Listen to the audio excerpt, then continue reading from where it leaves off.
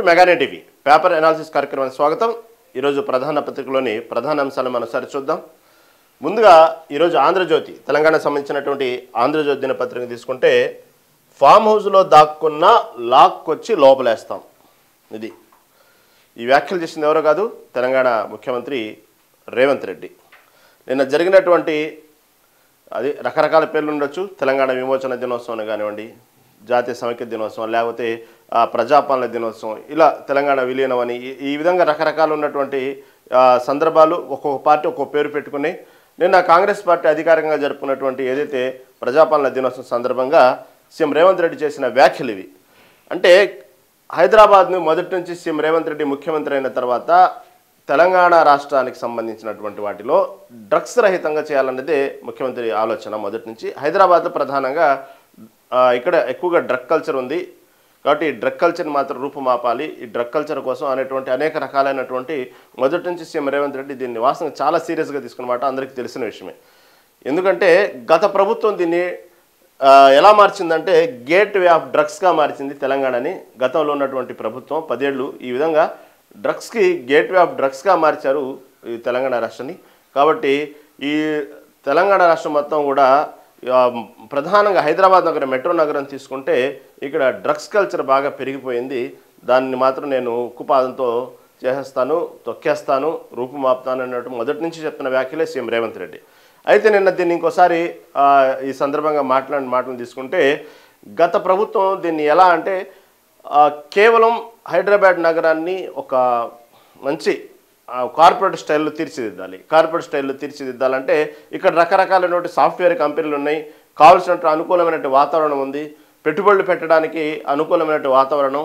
ఇక్కడ చూస్తే ఒక దాదాపుగా మన ఇండియాలో ఒక బెంగళూరు, చెన్నై, హైదరాబాద్ ఇలా సాఫ్ట్వేర్లో నగరాల్లో తీసుకుంటే హైదరాబాద్ కూడా ప్రధాన నగరం.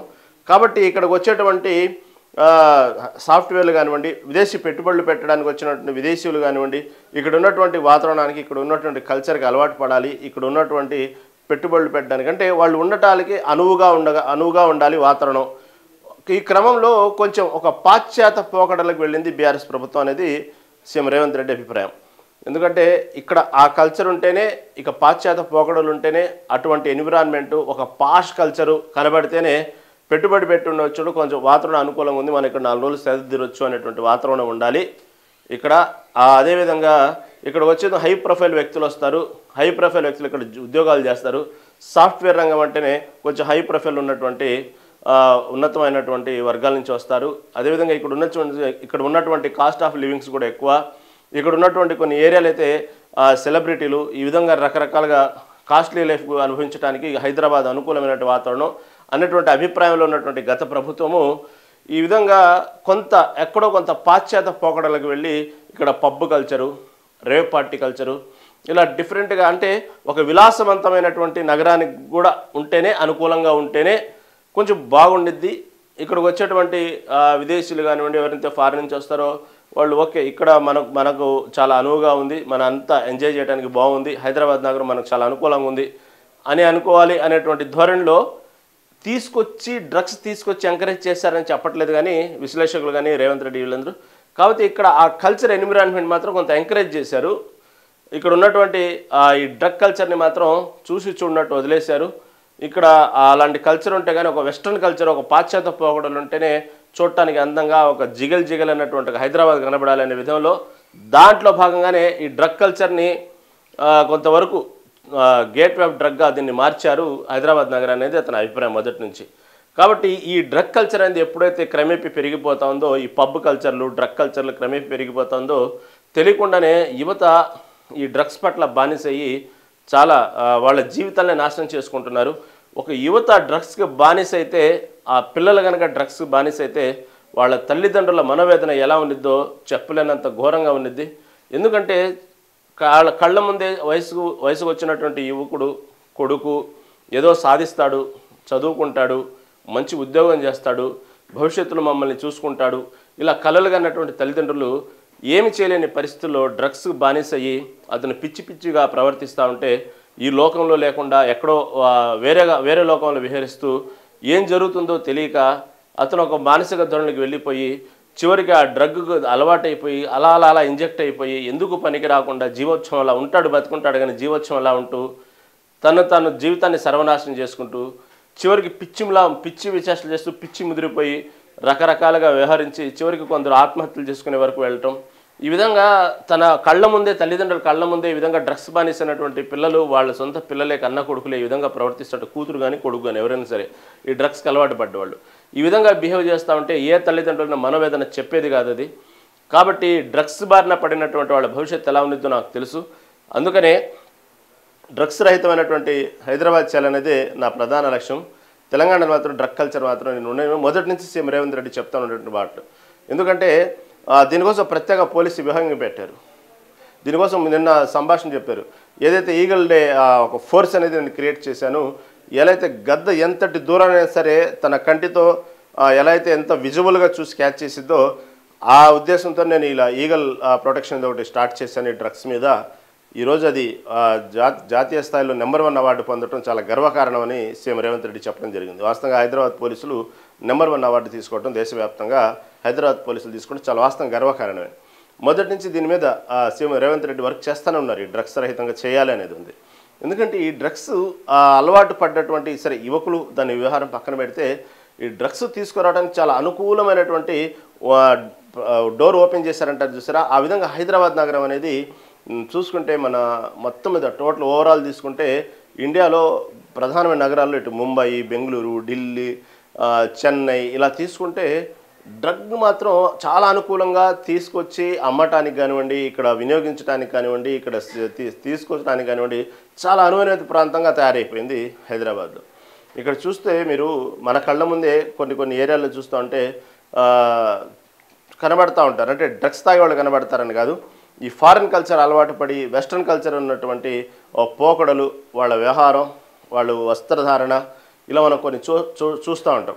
ఆ విధంగా ఆ కల్చర్ అలవాటైపోయి దాంట్లో ఇంకా ఏదో కిక్ ఇవ్వాలి, ఇంకా లైఫ్ ఇంకా ఎంజాయ్ చేయాలి. ఈ కొన్నాళ్ళు ఒక జనరేషన్ నడిచింది మద్యం తాగటం అనేది, ఒక డ్రగ్ కల్చర్ నడిచింది. ఆ మద్యం తాగకపోతే అతన్ని ఒక చీప్గా చూసేవాళ్ళు. మద్యం అనేది తాగాల్సిందే, తాగితేనే నలుగురిలో ఫ్రెండ్షిప్, నలుగురిలో పరిచయాలు పెరుగుతాయి అనేటువంటి ఒక కల్చరు చానాళ్ళు నడిచింది. ఇప్పుడు కూడా ఉంది. కాకపోతే ఇంకా దానికి మించి ఇంకేం కావాలి, ఎవరైనా దాన్ని మించి కోరుకుంటారు కదా, వాటి నెక్స్ట్ అంటే బోర్ కొట్టేసి ఈ డ్రగ్స్కి అలవాటు పడటం బాగా అలవాటు వేరు. ప్రతి విషయంలో డ్రగ్స్కి చివరికి ఏ స్థాయికి వెళ్ళిందంటే చిన్నపిల్లలు కూడా డ్రగ్స్ అలవాటు చేయడం, చిన్నపిల్లల స్కూల్స్లో కూడా డ్రగ్స్ అలవాటు చేయడం దాకా వెళ్ళిపోయింది చివరికి హైదరాబాద్. అది ఎక్కడో మన సినిమాలో చూస్తుంటాము, కానీ అంతకంటే ఘోరంగా తయారైపోయింది హైదరాబాద్లో కల్చర్. పిల్లలు తినేటువంటి చిన్న ఐస్ క్రీముల్లో చిన్న వస్తువుల్లో కలిపి వాళ్ళు పిల్లలకు అలవాటు చేయటం, అదొక రకమైనటువంటి కల్చర్ అలవాటు చేశారు. దాన్ని కొన్నాళ్ళు పట్టుకున్నారు పోలీసు విభాగం. తర్వాత కాలేజీలు యువత చెడుదారి మార్గం వెళ్ళే విధంగా డ్రగ్స్ అలవాటు చేశారు. ఇటుపక్క చూస్తే పెద్ద సెలబ్రిటీలు, ఎంతోమంది వాస్తవం ఓపెన్గానే సెలబ్రిటీలు ఒప్పుకున్న సందర్భాలు ఉన్నాయి. ఈ విధంగా కొంతమంది మొదట ఇలా అలవాటు చేశారు, తర్వాత ఈ విధంగా మేము బానిసలయ్యామని ఓపెన్గా చెప్పిన స్టేట్మెంట్లు ఉన్నారు సెలబ్రిటీలు. ఈ విధంగా హైదరాబాద్ నగరం అంటేనే ఒక రకమైనటువంటి పాశ్చాత్య పోకడలకి, విలాసవంతమైన జీవితానికి చాలా అనుకూలమైనటువంటి వాతావరణం కలిగినటువంటి హైదరాబాద్ అనేటువంటి ఎప్పుడైతే ఏర్పడిందో మెల్లిగా డ్రగ్స్ అమ్మేవాళ్ళు, డ్రగ్స్ తీసుకొచ్చేటువంటి విదేశీయులు కూడా ఎక్కువైపోయారు. ఇక్కడ డ్రగ్ కల్చర్ కూడా ఎక్కువైపోయింది. మొన్న టాస్క్ ఫోర్స్ పోలీసు పట్టుకున్నారు. ఎక్కడి నుంచో డ్రగ్స్ ఇక్కడికి రావటం కాదు, అసలు డ్రగ్స్నే తయారు చేస్తున్నారు శివారు ప్రాంతాల్లో. ఇటీవలే పట్టుకోవటం కూడా జరిగింది. ఈ విధంగా డ్రగ్స్ విపరీతంగా అయిపోయింది. దాన్ని ఎలాగైనా, ఎందుకంటే ఒక అతను చెప్పినట్టు దేశాన్ని నాశనం చేయాలంటే పెద్ద హైడ్రోజన్ బాంబులు వేయాల్సిన అవసరం లేదు, ఆ దేశం మీద పగబట్టి పెద్ద మిసైల్స్ వాడాల్సిన అవసరం లేదు. మెల్లిగా యువతను కనుక డ్రగ్స్ అలవాటు చేస్తే చాలు, ఆటోమేటిక్గా దేశం సర్వనాశనం అయిపోయింది. అదే మన శత్రు దేశాల మీద చేయాలనుకుంటే పెద్ద యుద్ధాలు చేయాల్సిన అవసరం లేదు. దానికోసం ప్రాణాలు అర్పించి లక్షల మంది సైనికులు ప్రాణాలు అర్పించాల్సిన అవసరం లేదు, కోట్లు ఖర్చు పెట్టాల్సిన అవసరం లేదు. ఆ దేశం మీద కోపం ఉంటే మెల్లిగా దేశంలో ఉన్నటువంటి యువతకి డ్రగ్స్ అలవాటు చేస్తే చాలు, ఆటోమేటిక్గా దేశమే నాశనం అయిపోయింది అన్నట్టు. వాస్తవంగా ఈ డ్రగ్స్ కల్చర్ ఎప్పుడైతే హైదరాబాద్లో ఎక్కువైపోయిందో రకరకాల క్రైమ్ రేట్ కూడా అలాగే పెరిగిపోతూ ఉంది. ఎందుకంటే ఆ డ్రగ్లో వాళ్ళు చేసేటువంటి వాళ్ళ మానసిక స్థితి వాళ్ళ చేతుల్లో ఉండదు. రకరకాల క్రైమ్లకు అలవాటు అవుతారు. వాళ్ళ ధోరణి చాలా వింతగా ఉన్నది. వాళ్ళు తీసుకున్నటువంటి నిర్ణయాలు కూడా చాలా ఫాస్ట్గా ఉంటాయి. వాళ్ళ మైండ్ కూడా క్రైమ్కి చాలా దగ్గరలో ఉంటాయి. అందుకని ఈ క్రైమ్ రేటు కూడా పెరిగిపోవడానికి ఒకదానికొకటి చైన్ లింక్ అయిపోయింది. హైదరాబాద్లో ఈ క్రైమ్ రేట్ పెరగడానికి ప్రధానంగా డ్రగ్స్ కూడా ఒకటి. కాబట్టి సీఎం రేవంత్ రెడ్డి సీఎం అయిన తర్వాత ఎలా అనేది దీని మీద ఒక అధ్యయనం చేసి ఈ విధంగా ఒక ఫోర్స్ ఉపయోగించి దానికి ఒక ప్రత్యేక విభాగం పెట్టి దానికంటే ఒక ప్రత్యేక పోలీస్ స్టేషన్ పెట్టి మొదటి నుంచి మెల్లిమెల్లిగా ఫస్ట్ హైదరాబాద్ నగర వ్యాప్తంగా పబ్ కల్చర్ని మెల్లిగా కట్ చేయడం స్టార్ట్ చేశారు. పబ్బులైనా ఎవరైనా సరే నైట్ 11 గంటల లోపు ఉండాల్సిందే. 11 దాటిన తర్వాత ఎంతటి పెద్ద సెలబ్రిటీ వాళ్ళ పబ్బులైనా సరే, ఎంత పేరు ప్రఖ్యాతులు ఉన్న వాళ్ళ పబ్బులైనా సరే క్లోజ్ చేయాల్సిందే. మొదటగా అలా మెల్లిగా తీసుకొచ్చారు. అక్కడ దాదాపుగా కొంతవరకు కట్ చేశారు. ఎందుకంటే 11 దాటిన తర్వాతే అసలు హైదరాబాద్ చూస్తారనమాట. ఈ పబ్ కల్చర్ ఉన్నవాళ్ళు కానివ్వండి, ఈ డ్రగ్స్ కల్చర్ ఉన్నవాళ్ళు కానీ. అప్పుడు స్టార్ట్ అయ్యింది వాళ్ళు అసలు ఎంజాయ్మెంట్ అంటే ఏంది, హైదరాబాద్ అంటే ఏందనేది. ఫస్ట్ అక్కడ కట్ చేయటం మొదలుపెట్టారు. ఆ కట్ చేయటం ఎప్పుడైతే మొదలుపెట్టారో 11 గంటలకు వెంటనే ఎవరి ఇళ్ళకు వాళ్ళు చేరిపోవాలి. ఆ టైంలో డ్రంక్ అండ్ డ్రైవ్ పెట్టడం. ఎప్పుడైతే 11 గంటలలోపే వాళ్ళు కావాల్సినటువంటి ఆ డ్రగ్ తీసుకోవటం కానివ్వండి, మద్యపానం తీసుకోవటం చేశారో వాళ్ళు 11 గంటలలోపే సేవ్ చేయడం వెంటనే అక్కడ డ్రంక్ అండ్ డ్రైవ్ పెట్టేయటం, వాళ్ళని పట్టుకోవటం. ఈ విధంగా ఎక్కడికక్కడ ఒక ఊపిరాడకుండా చేసేటప్పటికి కొంతవరకు ఆ మద్యపానం తీసుకోవటం వంటి కేసులు మాత్రం క్రమేపీ డ్రంక్ అండ్ డ్రైవ్లు తగ్గిపోయింది. ఆ తర్వాత ఈ డ్రగ్ కల్చర్కి ఏం చేయాలి, ఎక్కడి నుంచి వస్తుంది, ఈ నెట్వర్క్ ఎవరెవరి ద్వారా వస్తుంది, ఈ విషయంలో పట్టుకోగానే తీగలాగితే డొంక కదిలినట్టు పెద్ద పెద్ద మనుషులు హస్తాలే ఉన్నాయి, దీంట్లో పెద్ద పెద్ద సెలబ్రిటీల హస్తాలే ఉన్నాయి. ఇదేంది మొత్తం అంటే హైదరాబాద్లో దీని మూలాలు ఉన్నాయి. ప్రతిదీ ఏదైనా తీసుకోండి, హైదరాబాద్లో మూలాలు ఉంటాయి. ఈ డ్రగ్స్ కల్చర్ మూలాలు హైదరాబాద్లోనే ఉంటాయి, ఉగ్రవాద దాడుల మూలాలు హైదరాబాద్లోనే ఉంటాయి. ఈ అసాంఘిక కార్యకలాపాలకు సంబంధించి మాత్రం ఎక్కడెక్కడో ఇండియాలో జరిగితే దాన్ని తీగలాగితే కొద్ది గొప్ప స్మెల్ హైదరాబాద్ సంబంధించి ఉన్నది. దీన్ని ఎలా ఇదే విధంగా పోతే భవిష్యత్తులో హైదరాబాద్ నగరం ఎందుకు పనికి రాకుండా పోయిద్ది, యువత ఎందుకు పనికి రాకుండా పోతారు, వాళ్ళ తల్లిదండ్రులు మనోవేదనకు గురవుతారు. దీన్ని ఏం చేయాలనేటువంటి కృతనిశ్చయంతో సీఎం రేవంత్ రెడ్డి తీసుకున్న నిర్ణయం డ్రగ్స్ రహితంగా చేయాలి. అందుకే ప్రత్యేక విభాగం పెట్టడం జరిగింది. దానికోసం ఎంతోమంది ఇంకా నేను చెప్పే బదులు ఇలా రిలేట్ చేసే బదులు ఎవరైతే ప్రజలు ఎక్కువ ఆదరిస్తారు, ఎవరు ఆదరిస్తారంటే సెలబ్రిటీలు చెప్తే కొంతవరకు ఇంకొంచెం పబ్లిసిటీ హైప్లోకి వెళ్ళిద్ది అనేటువంటి విషయాన్ని తీసుకొని టాలీవుడ్ ఇండస్ట్రీని రిక్వెస్ట్ చేయడం జరిగింది.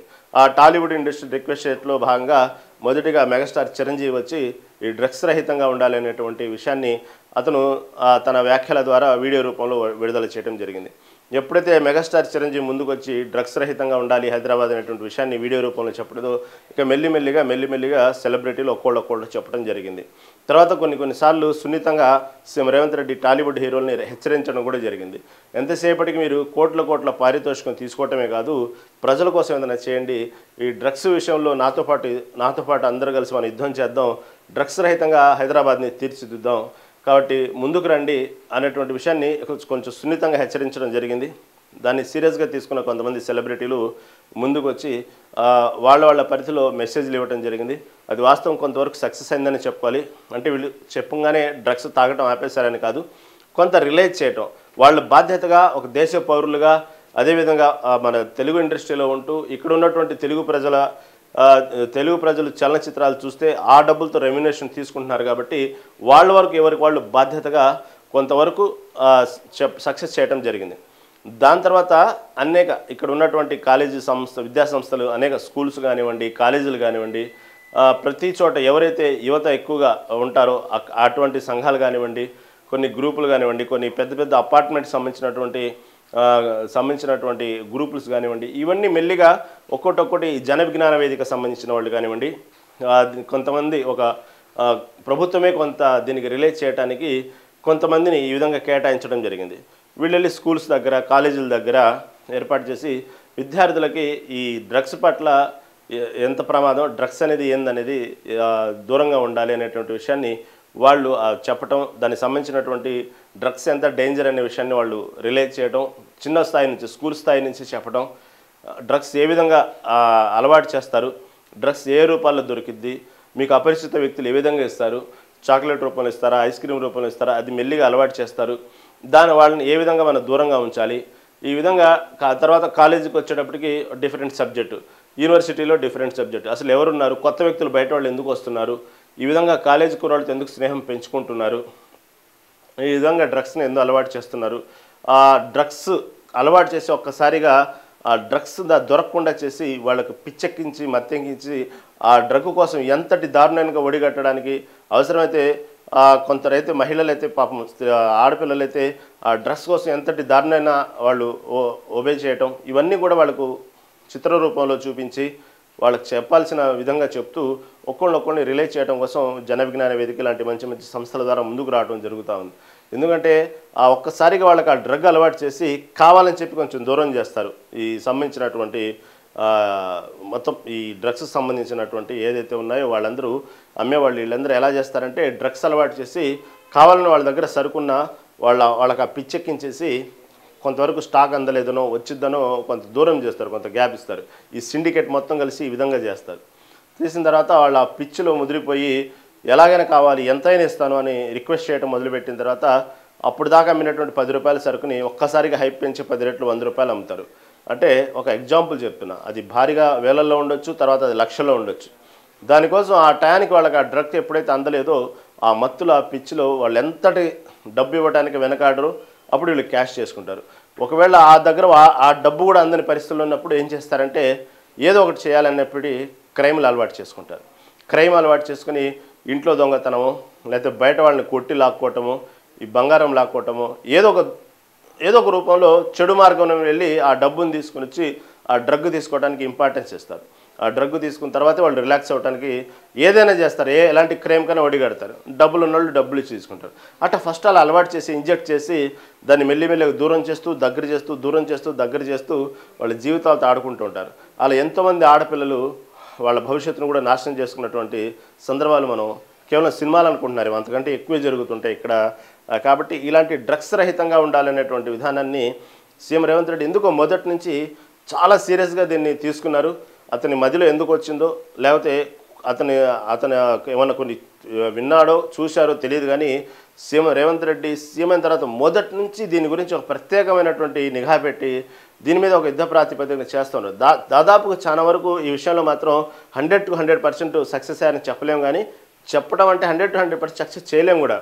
ఎందుకంటే రోజు రోజుకు పుట్టగొడుగులా కొత్త విదేశీయులు రావటం, ఇక్కడ డ్రగ్స్ తీసుకురావటం, అమ్మటం, దానికి సంబంధించినటువంటి ఎంతటి ఫోర్స్ పెట్టినప్పటికీ కూడా ఎక్కడో ఒక చోట మూలాలు అమ్ముతానే ఉన్నారు, బయట పడతానే ఉన్నాయి. అయినప్పటికీ కూడా దాదాపుగా చాలా వరకు సీఎం రేవంత్ రెడ్డి మాత్రం ఎక్కడికక్కడ చాలా స్ట్రిక్ట్గానే వ్యవహరిస్తున్నారు. దీని విషయంలో కొంతవరకు ఫిల్టర్ చేశారనే చెప్పుకోవాలి రేవంత్ రెడ్డి.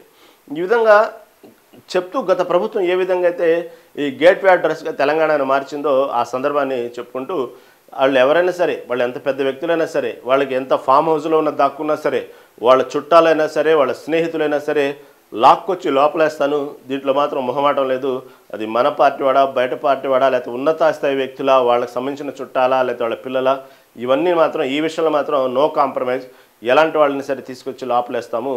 కాబట్టి హైదరాబాద్ నగరం ఇప్పుడు కాదు, భవిష్యత్తులో 2047 నాటికి చూడండి ఏ విధంగా తెలంగాణ రాష్ట్రం మొత్తం కూడా దేశానికి ఆదర్శం, ప్రపంచంలోనే హైదరాబాద్ వైపు చూసే విధంగా నేను చేస్తాననేటువంటి విషయాన్ని రేవంత్ రెడ్డి చెప్పడం జరిగింది. అదేవిధంగా విద్యా వ్యవస్థలో కూడా సమూలమైన మార్పులు తీసుకురావడానికి ప్రయత్నం చేస్తున్నారు.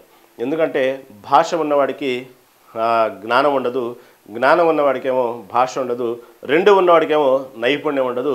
అలా ఉన్నాయి మన ఎడ్యుకేషన్ వ్యవస్థ. కాబట్టి సమూలమైనటువంటి విద్యా వ్యవస్థలో మార్పులు తీసుకురావాలి అనేటువంటి లక్ష్యంతో ఎంతోమంది మేధావులతో చర్చిస్తున్నారు సీఎం రేవంత్ రెడ్డి. వాస్తవమే, కొంతమంది కేవలం ఎగ్జామ్లో మాత్రం పాస్ అవడం కోసమే చదువుతారు. కావలసినంత పుస్తకాలు పురుగులాగా కొట్టేసి పుస్తకంలో మొదటి పేజీ నుంచి చివరి పేజీ వరకు ఏముందో మొత్తం జిరాక్స్ కొట్టినట్టు మైండ్లో ఉండిద్ది. అంటే కేవలం బట్టి కొడతారు. వాళ్ళు ఏ ప్రశ్న ఇచ్చినా సరే మొత్తం పుస్తకంలో ఉన్నదన్నట్టు ప్రింట్ దించేస్తారు. కానీ అది నాలెడ్జ్ కాదు, కేవలం బట్టి కొట్టిన విధానమే. వాళ్ళు ప్రాక్టికల్గా లైఫ్లోకి వచ్చేటప్పటికి ఆ చదివిన చదువుకి వాళ్ళు ఎందుకు ఉపయోగకుండా పోతారు. కొంతమంది ఏమో వాళ్ళకు సరైనటువంటి జ్ఞానం ఉన్నది, కానీ వాళ్ళ దగ్గర భాష ఉండదు, అంటే కమ్యూనికేషన్ స్కిల్స్ ఉండదు. ఇక వాళ్ళు ఉన్నటువంటి పోటీ ప్రపంచంలో వాళ్ళు పరిగెత్తడానికి వాళ్ళ దగ్గర సరైనటువంటి భాష ఉండదు. సరే, వాళ్ళు రెండు ఉన్నాయంటే నైపుణ్యం ఉండదు. ఇటు భాష ఉండి ఇటు సంబంధించినటువంటి మంచి మార్కులు ఉన్నా సరే జీవితంలో దానికి సంబంధించిన ఏమైతే చదివాడో దానికి ఉపయోగపడేటువంటి అతని దగ్గర నైపుణ్యం ఉండదు. ఇక్కడ వ్యవస్థ కూడా, వాస్తవంగా విద్యా వ్యవస్థ కూడా అలాగే తయారైంది.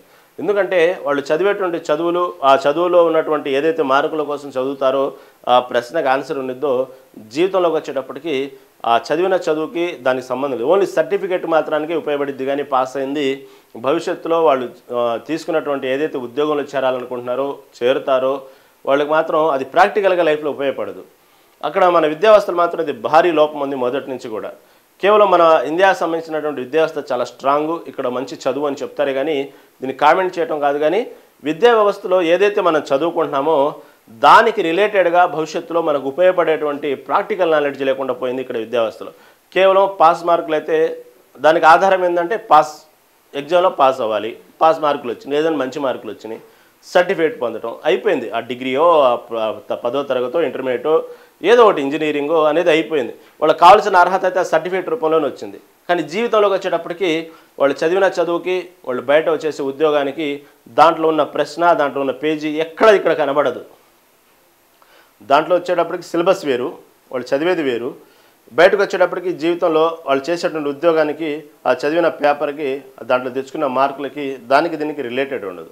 కాబట్టి ఎక్కడో ఈ విద్యావ్యవస్థలో మొదటి నుంచి ఇదే విధంగా పాస్ మార్కులు సర్టిఫికేట్లతోనే విద్యావ్యవస్థ నడుస్తుంది. కానీ ప్రాక్టికల్గా ఎవరికి భవిష్యత్తులో ఉపయోగపడేటువంటి చదువు అనేది లేదనేది మొదటి నుంచి దాదాపు 10-15 ఏళ్ల క్రితమే ఈ విషయాన్ని రాహుల్ గాంధీ కూడా చెప్పడం జరిగింది. భారతదేశంలో విద్యా వ్యవస్థలో చాలా సమూలమైన మార్పులు జరగాలి. కేవలం సర్టిఫికేట్ల కోసం ఇక్కడ విద్యావ్యవస్థ ఉంది కానీ కొత్త విషయాలు కొత్త పరిజ్ఞానం కనుక్కునే విధంగా ఎక్కడా ఏం లేదు. అసలు జీవితంలో చేసేటువంటి ఉద్యోగానికి చదువుకి సంబంధం లేదు.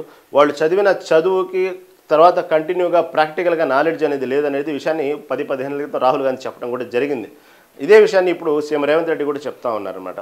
ముందు అసలు భాష నైపుణ్యం ఈ రెండు ఉన్న వాళ్ళకి మొత్తం ఇటు పక్క నైపుణ్యం ఉండాలి, భాష ఉండాలి, సరైనటువంటి చదువు ఉండాలి. ఇన్ని మూడు కలగలిపినటువంటి ఒక విద్యా వ్యవస్థ నేను తీసుకొస్తాను అంటూ ఒక సమూలమైన మార్పులు రావాలి విద్యా వ్యవస్థలో అంటూ దీని గురించి మేధావులు ముందుకు రావాలి, సలహాలు ఇవ్వాలి. ముందు విద్యా వ్యవస్థలో మార్పులు రావాలి. ఎందుకంటే ఏదైనా ఉందంటే భవిష్యత్తును మార్చాలి, భవిష్యత్ తరాలని మార్చాలన్నా, దేశం అభివృద్ధి చెందాలన్నా దేంట్లో లేదు, కేవలం విద్యలో మాత్రమే ఉంది. కాబట్టి చదువుకుంటే చాలు, ఆటోమేటిక్గా పిల్లలు ముందు చదువుకుంటే చాలు, ఆటోమేటిక్గా దేశం బాగుపడుద్ది. కాబట్టి చదువుకు ప్రాధాన్యత ఇద్దాం. ఇదేమైనా సరే సాధించవచ్చు. కానీ చదువుకుని మాత్రం ఉన్నటువంటి విద్యార్థి మాత్రం ఉంటే భవిష్యత్తులో ఏదైనా సాధిస్తారు. ఎందుకంటే అతను డబ్బులు ఉన్నాడా లేదా సంబంధం లేదు, భవిష్యత్తులో సంపాదిస్తాడా అనేది అది కాదు ప్రధానం. అతను చదువుకుంటే చాలు, ఆటోమేటిక్గా విజ్ఞానం ఎప్పటికైనా అతను ఉపయోగపడుద్ది. అంతకంటే పిల్లలకి చేస్తేం లేదు, ముందు చదువు ఇవ్వాలి. ఆ చదువు ద్వారా ఏదైనా సరికొత్తగా మార్పులు తీసుకురావచ్చు. భవిష్యత్తులో భారతదేశాన్ని ఉన్నత శిఖరాలు తీసుకురావాలంటే కేవలం ఎవరి చేతుల్లో ఉన్నది తెలియదు, ఇలా విద్యార్థుల చేతుల్లోనే చదువుకున్న వాళ్ళ చేతుల్లోనే ఉంది. కాబట్టి విద్యకు ప్రాధాన్యత ఇవ్వాలి. ఆ విద్యలోనే మనం దాదాపుగా దేశాన్ని అభివృద్ధి చేయొచ్చు. కొన్ని వ్యవస్థలో సమూలమైన మార్పులు తీసుకురావాలంటే ప్రధానమైనటువంటి అస్త్రం మాత్రం విద్యనే. కాబట్టి ఆ విద్య అనేది ఉపయోగపడే విధంగా ఉండాలి. సహజంగా కొన్ని విదేశీ సంబంధించినటువంటి చదువులు తీసుకుంటుంటే మీరు జనరల్గా వినే ఉంటారు.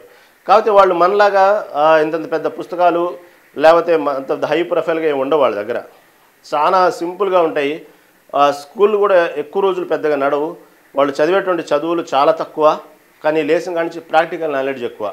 కాబట్టి వాళ్ళ చదువుల్ని అపహాస్యం చేస్తూ ఉంటారు కొంతమంది. కానీ వాళ్ళు చదువుకున్న దానికి సంబంధించిన రిలేటెడ్గానే ప్రతిదీ కూడా ముందుకు వెళ్తూ ఉంటారు. అందుకే కాబట్టి మన విద్యావ్యవస్థలో లోపం ఉందా లేదని కాదు, కానీ కొంత మార్పు అయితే అవసరం ఉంది. ఈ మార్పుని మాత్రం సీఎం రేవంత్ రెడ్డి కోరుతూ ఉన్నారు. విద్య పట్ల మాత్రం మేధావులు ముందుకు రండి, సలహాలు ఇవ్వండి. విద్య మనకు ప్రధానం. పిల్లలకు మనం ఏదైనా ఆస్తులు ఇచ్చామంటే అది చదివే. కాబట్టి ఆ చదువు విషయంలో మాత్రం ముందుకు రండి, సమూలమైన మార్పులు తీసుకొద్దామంటూ సీఎం రేవంత్ రెడ్డి ఈ సందర్భంగా చెప్పడం జరిగింది. ఈ వార్తని హైలైట్ చేసింది ఆంధ్ర దినపత్రిక. ఇక తర్వాత ఇంకో ప్రధానమైన వార్త, మెట్రో రైలు నుంచి ఎల్ఎన్టీ అవుట్, వెళ్ళిపోతానంటే ప్రభుత్వం తీసుకొనొచ్చు. మొదటి నుంచి ఎందుకో ఈ ఎల్ఎన్టీ ఈ మెట్రో రైలుకి సంబంధించి మొదటి నుంచి ఒకటే పాట పాడుతూ ఉంది, నష్టాల్లో ఉందని అని మనం చూస్తూ ఉంటాము. మెట్రో రైలుకి సంబంధించి అంటే ఎవరైతే మోసే వాళ్ళకే తెలిసింది. మనం దూరం నుంచి చూస్తాం కాబట్టి దూరపు కొండలు నునుపుగా ఉంటాయి అంటారు కదా. ఆ విధంగా ఇంటర్నల్గా వాళ్ళకి ఏం లోపాలని మనకైతే తెలియదు. కానీ ప్రధానంగా మాత్రం మెట్రో మొదటి నుంచి సరైనటువంటి లాభాలు లేదు, భారీ నష్టాల్లో ఉన్నామంటూ మొదటి నుంచి ప్రభుత్వాన్ని మొరపెట్టుకుంటా ఉంది. కావాలంటే ఇచ్చేస్తామని. ఇప్పుడు ప్రభుత్వం కూడా తీసుకోవడానికి సిద్ధంగా ఉన్నట్టు అర్థమవుతా ఉంది. ఎందుకంటే ప్రభుత్వం దీన్ని నడపాలనేటువంటి ప్రతిపాదన ఉంది కాబట్టి రెండో దశ మళ్ళీ కొత్తగా మెట్రో రైలు ప్రారంభించేది ప్రభుత్వమే తీసుకుంది కాబట్టి సీరియస్గా. కాబట్టి ఎటు తిరిగి ప్రభుత్వం నడపాలనుకుంటుంది కదా రెండో దశ. కాబట్టి అదేదో తీసుకుందామనే ఆలోచనగా ప్రభుత్వం కూడా ఉంది.